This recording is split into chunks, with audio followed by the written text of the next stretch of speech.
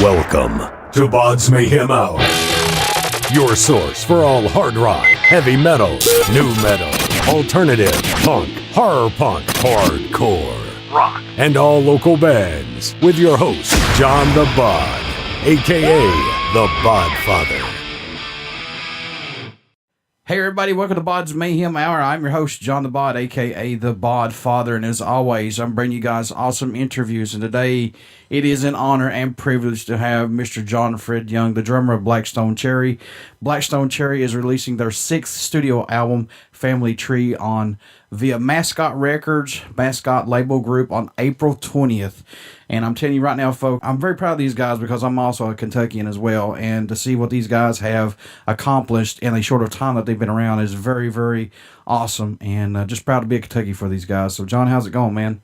Well, I'm blushing, man. That's a pretty epic and heart-filled intro there, man. I appreciate that a lot. And I appreciate you having me on today. And man, we're doing great. We're just out on the road, and like you said, we're gearing up for the new record coming out April 20th, Family Tree. It's a very unique and cool record, and we had a marvelous time making it. And I think people are going to really enjoy it. It's got a lot of it has a lot of the earlier album, kind of things that run through it, and it's something totally different too. So I can't wait till it comes out and everybody gets to hear it. What's impressed or excited you the most about this new album, Family Tree? What's caught your eye about, if anything, man, possibly?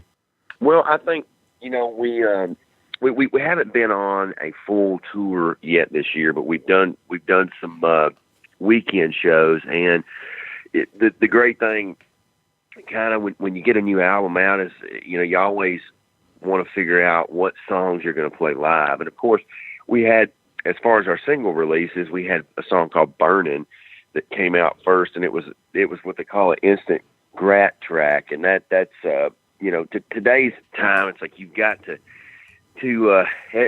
everybody's so quick to need new material, so you got to keep things coming out more often. So we had that song, and then also we had a song, our first actual single off the record was a song called "Bad Habit," and we just got the video completed for that song, and we shot that in an old place in Cave City, Kentucky called The Factory. And it is just a big, huge warehouse-looking building. And we used to play out there, and it was a country and western line dance bar. Oh, nice. And we turned that thing into a rock venue, like on Friday nights back about 2001 and 2. And the lady that owned it, she still owns it today.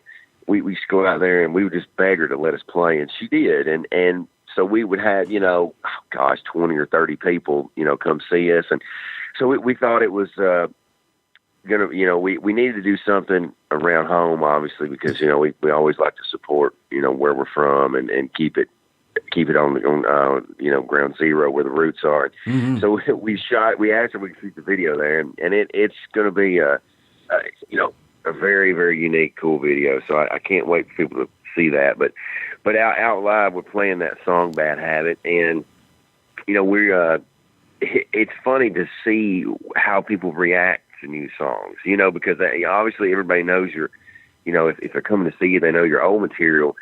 But it's awesome to see people so into the new stuff, and it only takes them, just a couple of times, to hear a song, and if they like it, they're singing it back to you. So that's cool. Yeah, "Burnin'" is really good from you guys. One of the singles. Man. It's really, it puts in mind of like the older stuff, like off the first album, if that makes sense.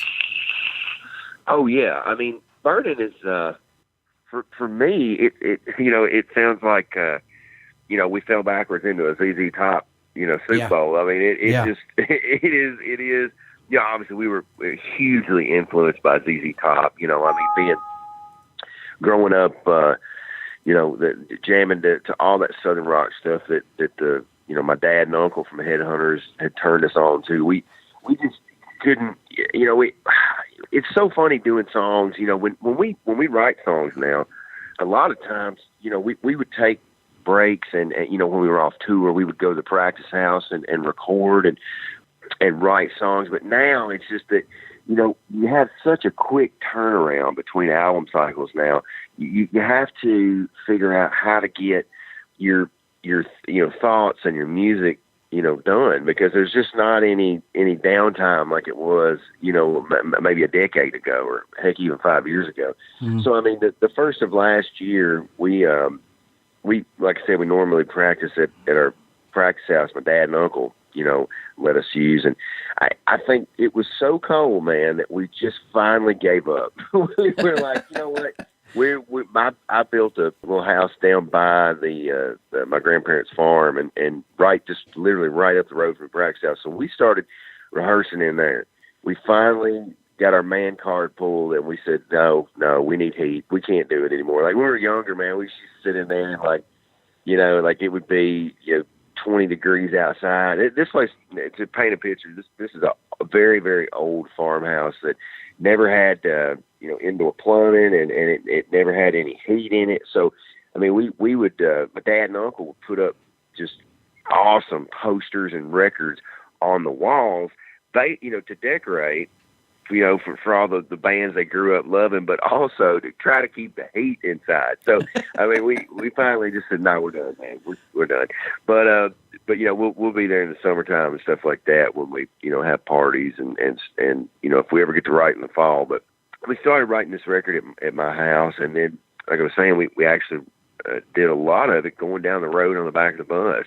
And that's the nice thing with technology now, is you can hook up a little small inbox and go straight in with a guitar and a mic, and you do basically, we do drums, on our demos with like what we call thumb drums, and with keyboard, and it technology's come so far in the past, just even 2 or 3 years with that stuff. It's easy to get demos done, and then you go in and do the real thing, and you don't have to sit around a studio, for months working on demos. And mm-hmm. There's just, the whole machine has changed so much. When it was, everybody had, Guns N' Roses money, man. It was like, you could stay in the studio for a year, you just stay in there and actually write your record, but well, you gotta have everything together, for timeline and budget. But I tell you something cool, man, happened to us. Back last year, we put out a EP. We put out an EP called Black to Blues, and that was the first time we had ever went in to do something like this. And we just did it, man, to have some fun, because we were off of the Kentucky album cycle, and we'd finished up everything, and we said, hey, we've wanted to do this for a while. So we went in and we took about 6 songs of some of the greatest blues artists that we could muster up, and ones that we loved, and just did our own versions of their songs. And, man, we cut that in about 6 days. And it was, and most of it was, one take stuff with drums and one take, rhythm tracks. And then, so we had such a great time doing it. And I'll be damned if it didn't just really blow up. It was like, mm-hmm. it went to number 1 on the Billboard Blues charts, and it stayed there for like 2 or 3 weeks, and it hung around the top 3 and top 4 for like 5 or 6 weeks. And that was truly amazing. That's the first time we've ever had an album go to number 1 on Billboard. We've had our albums debut at number 1 on the rock charts in England, but that was just unreal for us, because it's such a different genre of, obviously like I said, we've been hugely influenced by the blues and Motown and all different types of stuff, classic rock, but the blues community is like such a very a very particular crowd, and you have to.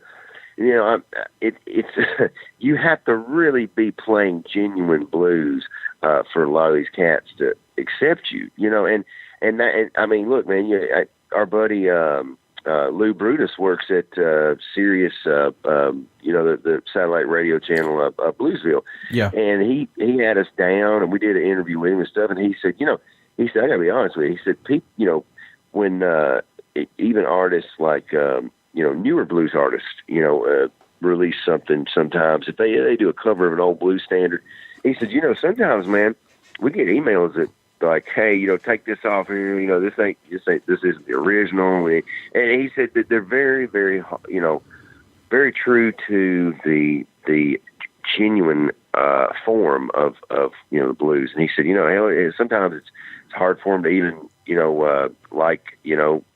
Clapton doing something, So I mean, he said, he said, you guys though, this new EP, he said, man, he said, we've had nothing but positive outpour, because he said everybody, he said, I was kind of scared at first to play, and he said, but dang, he said, the songs the versions are such original versions of your all's takes on the original version. He said, people are loving it. So that was, honestly, that was like a huge pat on the back for us that we had kind of that, we had stepped into a genre of fans that accepted us and our musicianship. It was such a big pat on the back for us as players, to be accepted and get the blues badge, and it was an honor, a true honor. So I think when we went in to do Family Tree, it really kind of gave us a little, rooster cocky chest, a little bit like, hey man,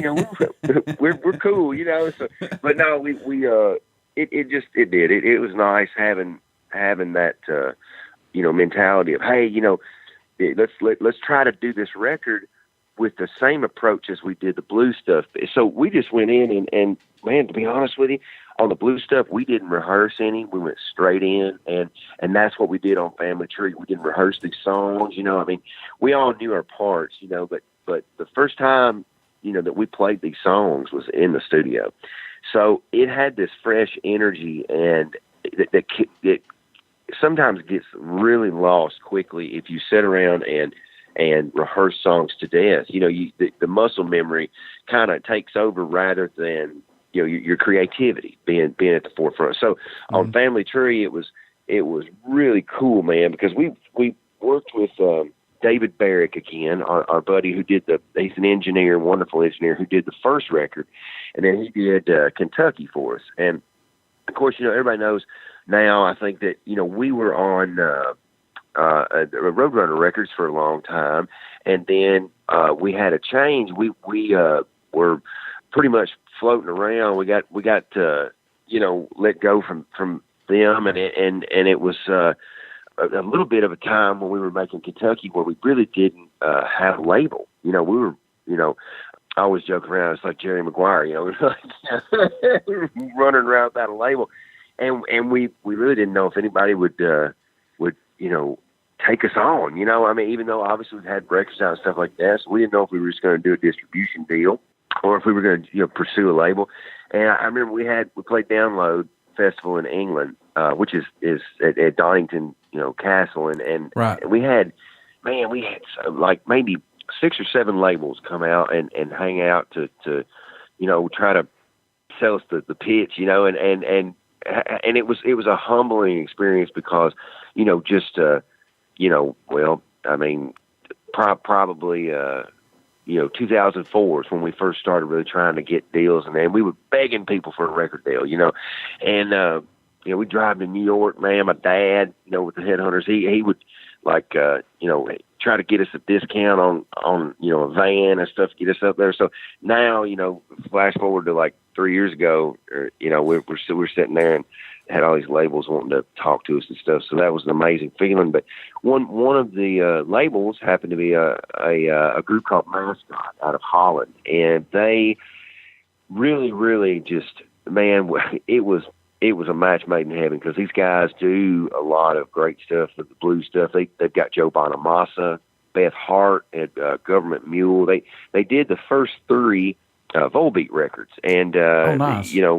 And just a lot of cool stuff, and they've allowed us to just be Blackstone Cherry. And there's, we told them when we did sign with them, we said, man, we want an A&R-less record deal, which means, no creative barriers and things like that. And a lot of times when you get a deal, as a young band, you get signed up and the band can have a killer, unique sound, but sometimes labels can, get A&R, in there, and it just changes the whole sound of the band, and from what the label signed it for, for the original sound.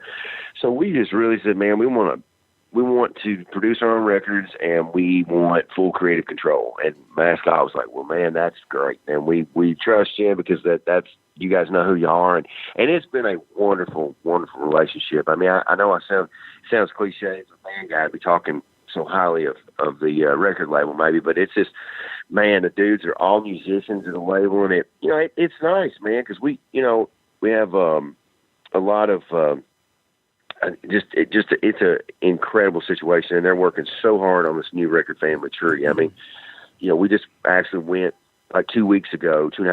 We were in England and Holland and France and Germany, and we were over there doing a press trip, and it was great, man. We had so many different outlets, for magazines and stuff that we hadn't done before, and it was it's just cool. I think that this record has been, it's had a lot of press behind it. I think people are really finding out about it that might not have even known who the band is. But you know what, though, Blackstone Cherry's music, even though you guys put out that blues album, your guys' music, man, fits and I hate to use this word, fits in so many genres of music. Yeah. That it's not even funny. I mean, you guys, I'm not saying it's just because you're on here, but it's the God's honest truth. I mean, your guys' music is fucking phenomenal, man. Honestly. Well, thank you, man. I really appreciate that. And it's nothing we've tried to do. It's just because I think, you're saying it fits so many different genres. I think it's because we were influenced by so many different genres to begin with. And yeah. I think that we never set out to be, well, hey, we're going to be the next Leonard Skinner, or man, we're going to try to be the next Led Zeppelin.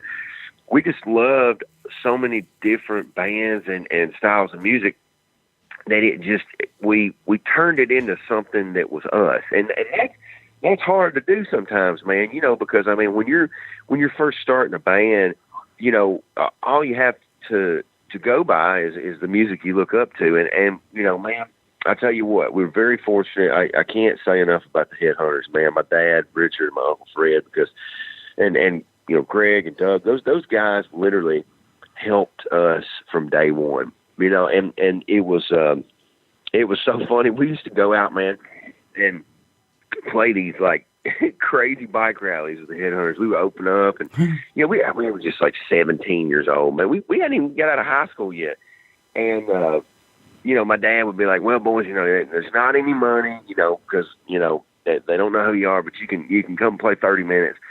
And the biker rallies, I remember, always went over good, because, a lot of guys out there loving Southern rock stuff, and they took to us, but I remember sometimes we would open for them, man, it would be like an older crowd, and it was just like, and the Headhunters fans are pretty wild to begin with.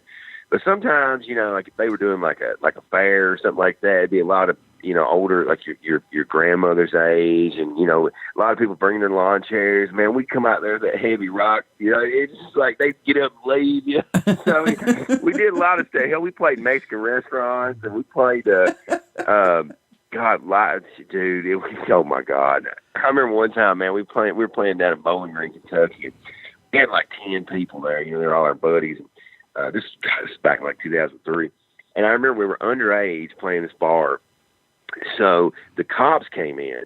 I remember we had to hide in a broom closet. Like, I'm talking a broom closet. And there was like 5 of us in there, like our guitar tech and us. And I just remember the club was so dank, man, that the roof was caving in on the back side where the broom closet was. So we were staring up at the moon and stars. And it was just like we were just like praying for a glimpse of hope so the cops would come get us in it. And I'll never forget, man, my dad came back there, and he beat on the door real loud, and he was like, he tried to change his voice, like, "Police, open up." And we were like, "Oh, thank God, okay." And so, like, we open up, and he's like, "Man, y'all, we about got in trouble, golly." Just weird stuff like that, man, you think about all the time, I know a band that actually played a nursing home. That was... Oh, heck. Yeah, and that was quite comical. You know what? We actually played a nursing home too. We did an acoustic set for the nursing home back home, man. And it was really cool seeing all those people, man.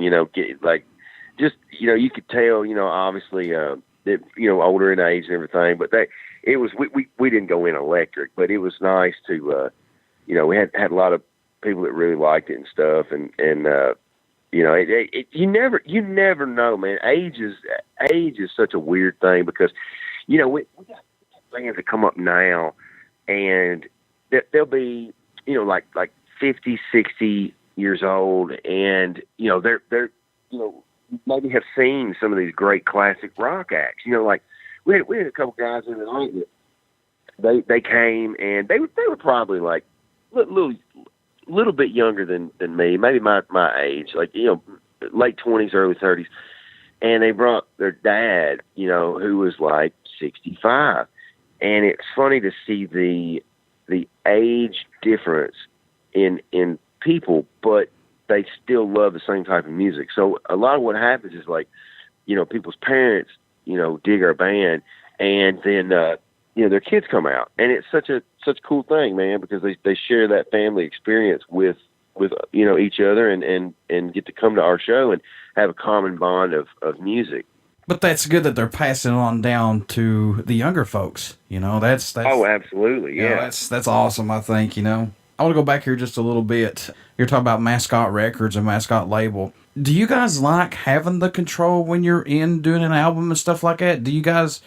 Does it make more sense doing it that way for you guys? We are complete control freaks, man. Yes, we you know what it is. We have from the very beginning, going back to high school, man. We put out a record called Rock and Roll Tape that is just absolutely, it's not horrible, but it ain't great. But the songs are really good.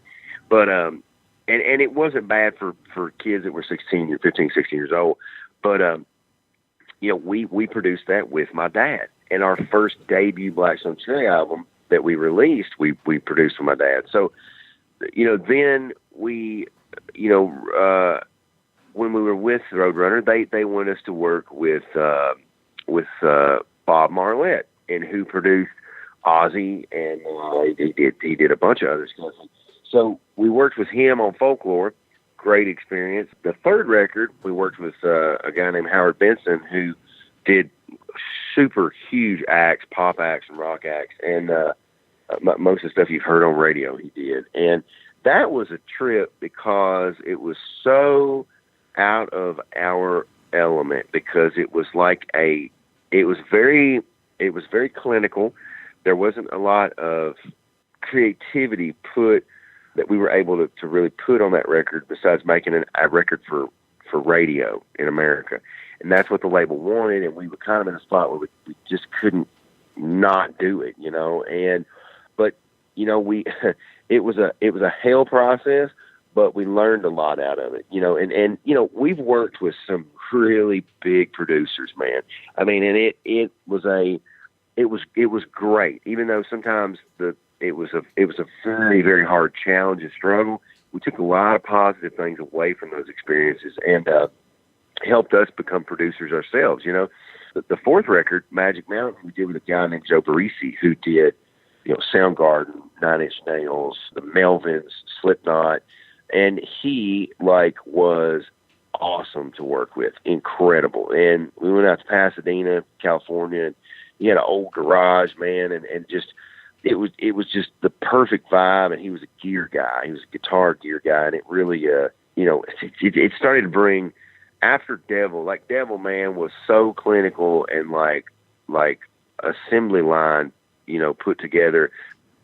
What I mean is the process of how we would record the record. Like a lot of people don't understand, when you make a record, there's so many different, ways that you can make a record. I mean, the sound that you get on a finished product, so much of it has to do with the process and how a producer allows you to be yourself, or if they take full control. And Howard took full control, and it was hard for us because we had never worked with anybody like that. So going up back to Joe Barresi with Magic Mountain, man, that was like, a fresh breath of air, because we had a guy who was like, we were like, hey man, how long does the chorus need to be? Is it 30 seconds to the hook? And he was like, shit, man, I don't care. He's like, just jam it. He was like, go in there and feel how it feels. You know what I'm saying? If you need to do like a solo over the chorus, do it. We were like, oh, okay, this is going to be great. So did that. And then obviously we departed with Roadrunner, and, man, honestly, the album Kentucky, was with Mascot, and it was like, I think a lot of what we did it with David Barrett back in Glasgow, Kentucky, and it was a lot. That's honest God, man, that's probably the darkest record. I mean, that's probably the one that I think we had at the time, man, when we were writing. It was like we had just departed from Roadrunner, and there was a lot of built-up frustration. And as lyrically, it came out on that record. Now there was absolutely some fun stuff on that record. Cheaper to Drink, and that was like the record that started turning us back into what we were. And now with Family Tree, it's like, God, man, we had such a good time in the studio, and David got this. He's so funny, man.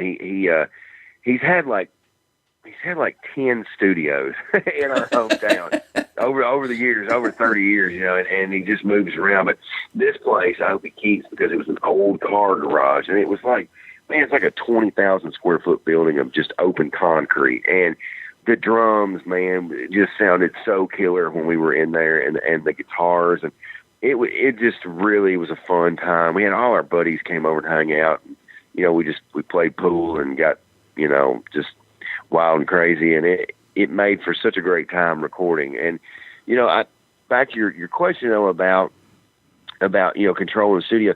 This is the first record that we fully produced by ourselves, and Chris mixed the record, and he did a fabulous job. But we all four write the lyrics and write the music, so it's hard for us to now. I think with everything we've learned in the past decade and a half, I think it's going to be hard for us to ever go back and work with a guy again, because we've got our system, that we have formulated, and I think it works, man. I think people are digging it, so I think that's what we're gonna just keep on being ourselves and doing what we're doing, Yeah, and it's not just you guys. There's a lot of bands out there right now. I'm not talking about like, little bands. I'm talking about big national bands. They're doing it on their own now. So it may be on the way out for producers, possibly. I'm just saying, a lot of bands are doing this now by themselves.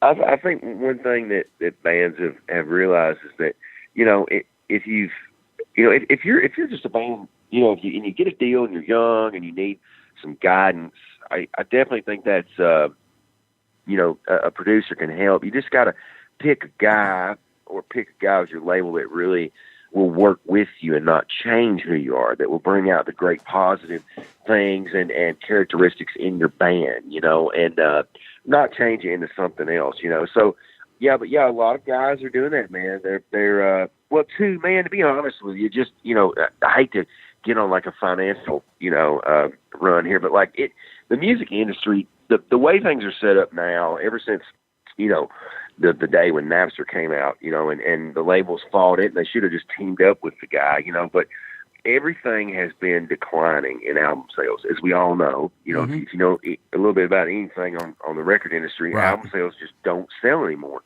And everything is now it's streaming. So I mean that income from album sales is not there anymore. And the thing is that back in the day, if you sold 500,000 records, that was, oh man, that's a good start. But now it's like, man, if you were a rock band that sell 500,000 records, that would equate to like 10 million album sales in like 2003, 4, 5, 6. So for us, I mean, we've got our fans, and the album sales, when we do sell albums, that's awesome, but it's more of people coming to shows, people seeing a live show, people, coming out, and because that's where we excel. We excel live anyway. We're a live band. And I think that people just, now with streaming, our society just wants things, streaming, and that's the way it is. And I think that there's not enough budget with record deals, with studio budget for a band to go get a producer who's going to charge $250,000 and go rent out a studio that's $1,000 a day. And it's like that money's just not there anymore. So that's why artists have become, creative, and getting creative to the fact that they're doing their own home recordings, and, they're producing their own stuff. And, there's a lot of talented people out there, man. And you don't have to be just a Ferrari driving producer anymore to produce a band, Yeah. And now look at iTunes. Apple iTunes is going under now. They're going to stop that eventually, they said. I did not hear about that. What's the deal on that? As far as I know, they're getting away of the Apple iTunes, and it's just going to go to streaming like Spotify. Oh, yeah, the subscription. Yeah, I actually, that's funny because my device, the Lord of Phone, I was on iTunes, man, and they were, that subscription thing came up, and I was like, I'm not going to do that. But, everything, the TV, TV went from, cable, and now, everything is Netflix and all the subscriptions. And it's, you can't fight technology. You just, you've got to adapt to it, and that's the thing, man. You've got to just roll with the punches, man, and learn how to surf on the wave instead of just drowning in it, John, what do you hope the fans take away from this new album once they start listening to it, or just Black Stone Cherry's music in general? I think people are going to really appreciate the record for its honesty and the musicianship, and without blowing too much smoke, I think they're going to dig it, man, just because it's the first time we've ever really produced the whole thing ourselves, and Chris mixed it, and John did the artwork, and I mean we're very hands on. I think people really enjoy that because we are. They know that everything they're getting from us, down to the T-shirt design to the songs, it's us. I mean, it's our thoughts and creativity, and it ain't perfect, man, but it's genuine. It's us. So I think people are really going to enjoy it, man. Now, I've got to see you guys several times live, and I've got the past live CD that you guys came out with. But what can fans expect at a show from Black Stone Cherry? And let me just say this. I was at Rock and Range in the media tent when Black Stone Cherry came on, and I'm telling you right now, John Fred on the drums, I could hear him all the way in the freaking media tent beating the shit out of them drums.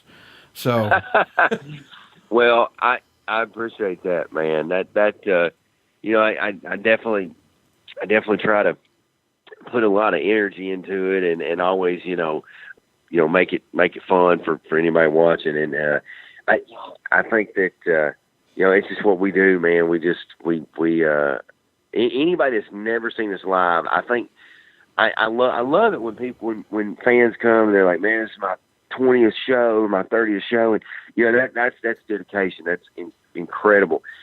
It amazes me when somebody has never seen us before. They're like, man, I've never seen your band. You guys blew my mind. Like, this is like incredible. New favorite band. That I love that, because that is somebody that never heard of us, and they're getting they're coming into the Blackstone Army, man. That's what's so cool about it. They're coming into the family, man. And I love this too, man. You guys played the Lexington Comic Con a couple years ago. Yes, we did. That was badass, I gotta say. Were you at that show? No, I did not get to come down there. I was going to, but just because of work, I didn't get to come down to it, and I was pissed. I was pissed. That was really cool, man. We had, of course, we're all big, huge nerds anyway, man. We love vintage toys and video games. And, we and I are Star Wars fans and horror collectors.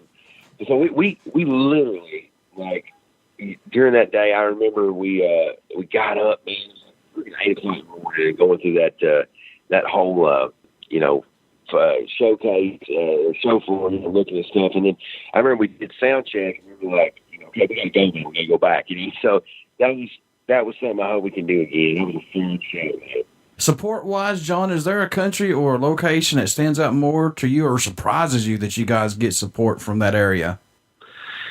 Well, England, it still blows my mind, man, because we went over there in 2007 in a little bitty airport shuttle van, and we didn't even have a bathroom, man. We were pissing in bottles and knocking them over in our sleep. And it was, I swear. And I think that to look, man, what all we've done in the UK and Europe is amazing. It's absolutely amazing because people have just supported us so much. And, man, who would have thought that 4, country dudes from Kentucky would play music and play it worldwide and have fans of different, backgrounds and cultures and, just love what we're doing, man. That is such it's an honor, I mean, don't get me wrong. Anywhere we play, man, if it's America or Canada or, Australia, South America, it is nuts. But I think that for us, anywhere outside of the States, seeing different countries latch onto our music is amazing because, obviously that they're, like Southern rock and blues and Motown, it all originated from America.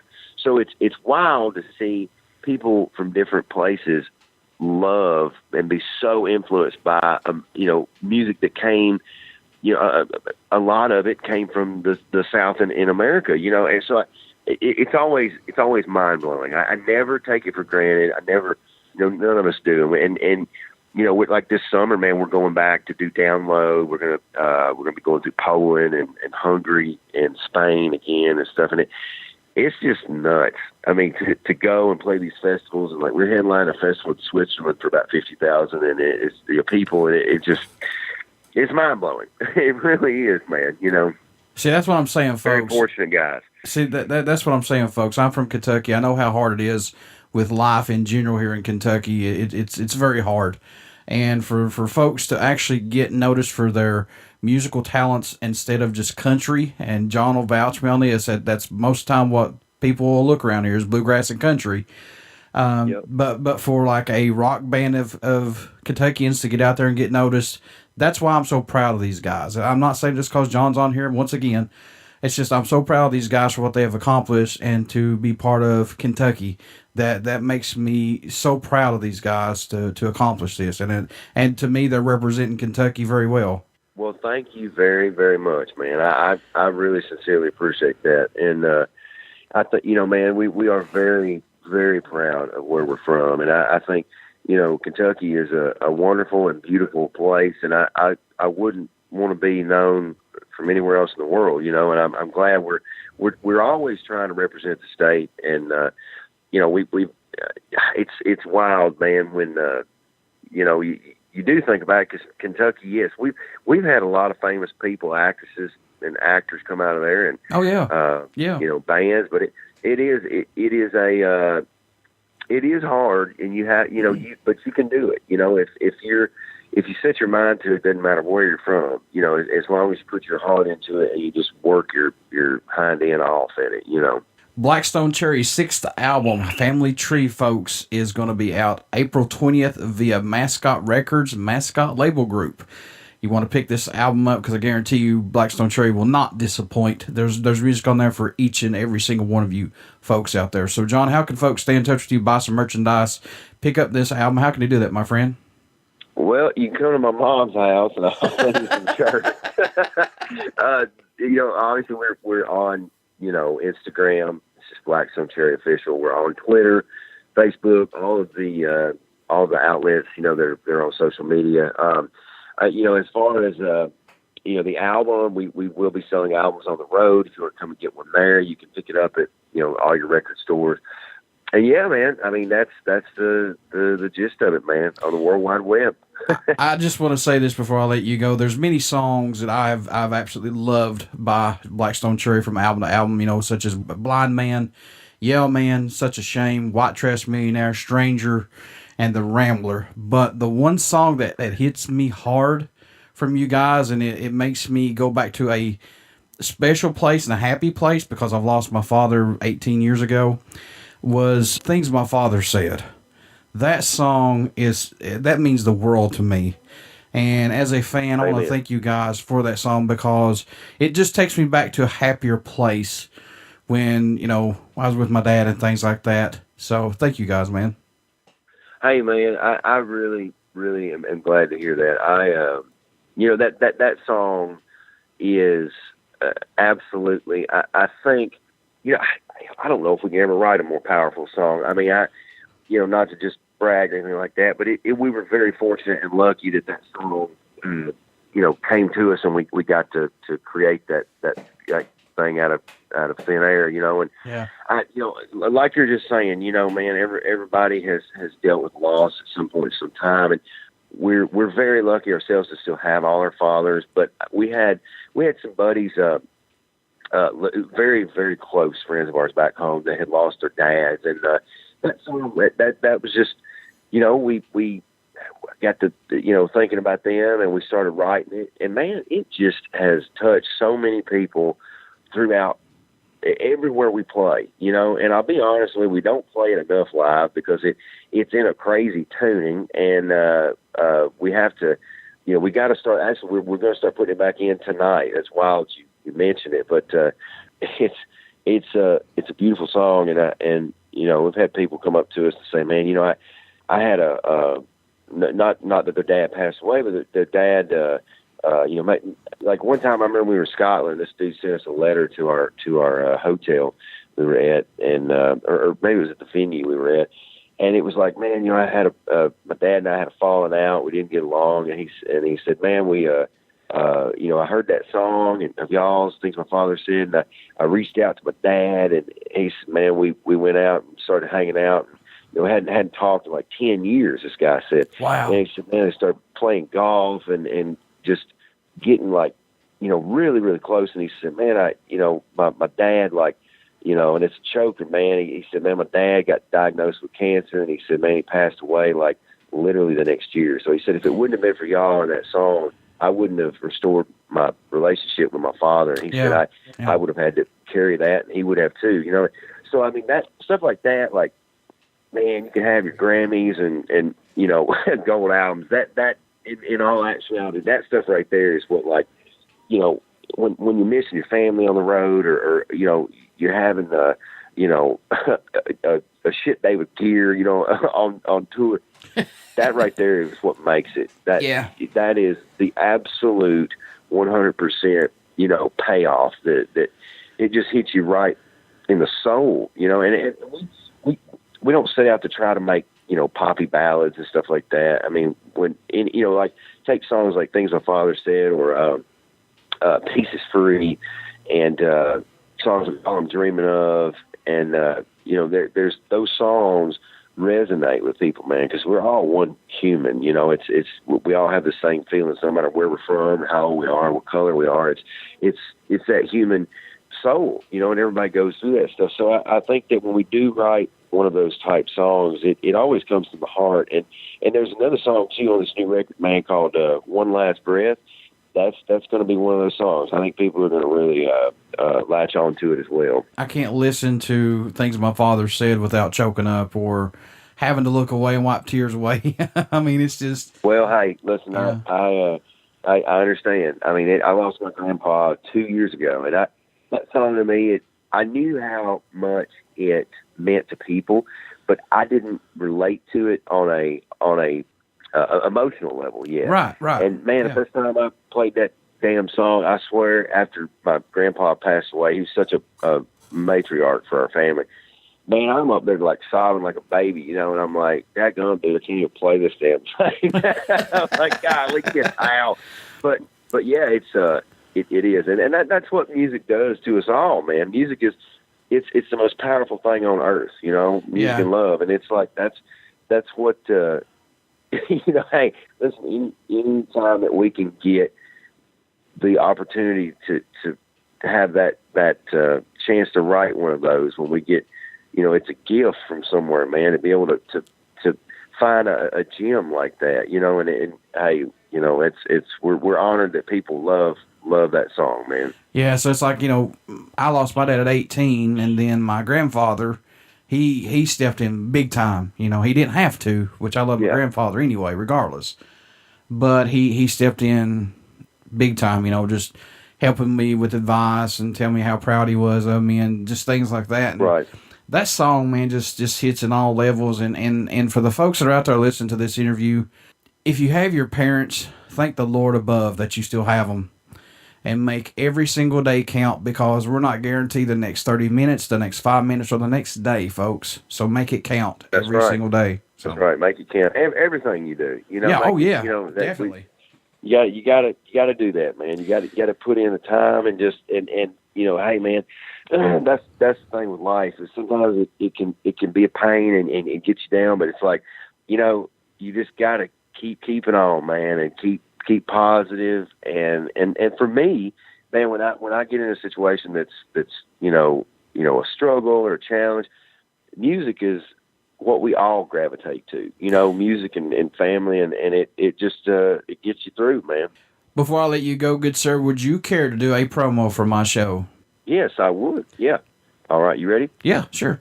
Hey, everybody, this is John Fred Young from the band Blackstone Cherry, and you are listening to BODS Mayhem Hour. Everybody stick around. We got some great music coming up, and you only hear these interviews right here on BODS Mayhem Hour and BODS Mayhem Radio Network. Thank you so much, John, for what you guys have done.